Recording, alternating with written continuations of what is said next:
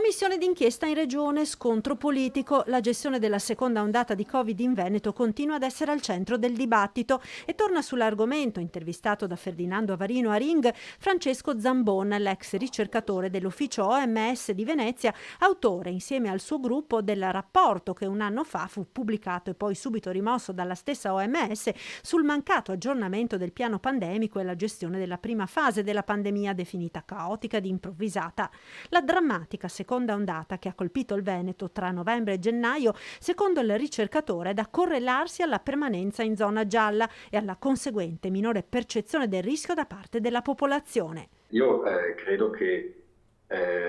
il fatto, per esempio, di essere rimasti a lungo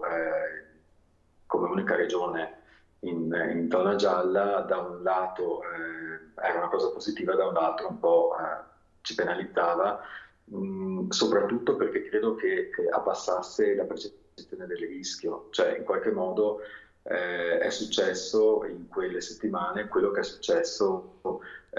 a giugno dell'anno scorso, quando noi pensavamo in realtà di essere fuori dal Covid, passata la prima ondata. Dunque comportamenti meno attenti da parte dei cittadini, favoriti dalla percezione di basso rischio indotta dalla zona gialla. Una cosa del genere, siccome è stata veramente una cosa esplosiva in qualche modo, credo che si spieghi soltanto quando ci sono dei comportamenti